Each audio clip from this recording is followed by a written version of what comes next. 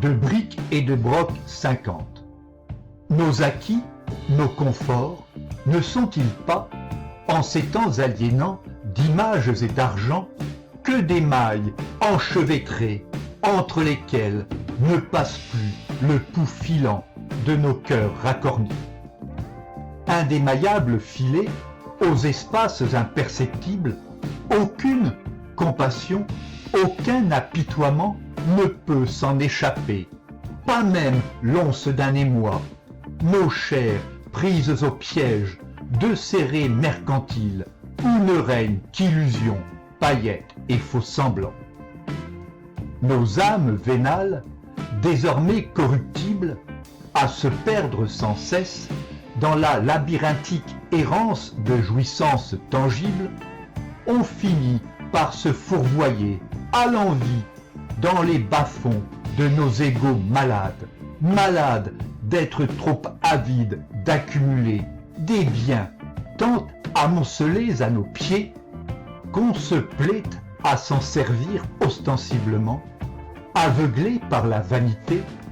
dans la jungle des villes où l'on adore paraître et jouer.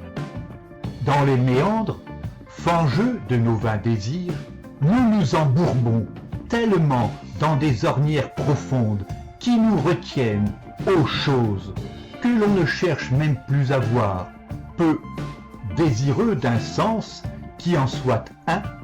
sur la route céleste des nuits profondes de l'univers en marche, les étoiles brillaient d'un éclat mystérieux, sublimes portes ouvertes, aux rêves et aux espoirs, salvatrices invites à croire encore qu'un soir,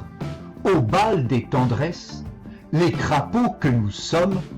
sous le charme des baguettes magiques et des airs enchantés, de fées enrubannées et de joueurs de flûte, pourraient se transformer au 12e coup de minuit, à l'horloge tic-tacante du pays des merveilles, en héros, en princes idéalistes, en princesses altruistes, en êtres compatissants, sans attache matérielle, tournés vers l'absolu, œuvrant pour un monde apaisé, où il n'y aurait plus d'oubliés, brisés par le sort ou l'histoire. Mais revenons donc à nous et cessons vite de croire, à trop aimer, coucher avec le diable pour asseoir nos pouvoirs et combler nos pulsions, notre volonté de puissance, à se griser des pleurs, des larmes et du sang, ne s'assouvit pleinement qu'à condition toujours de détruire ou de tuer.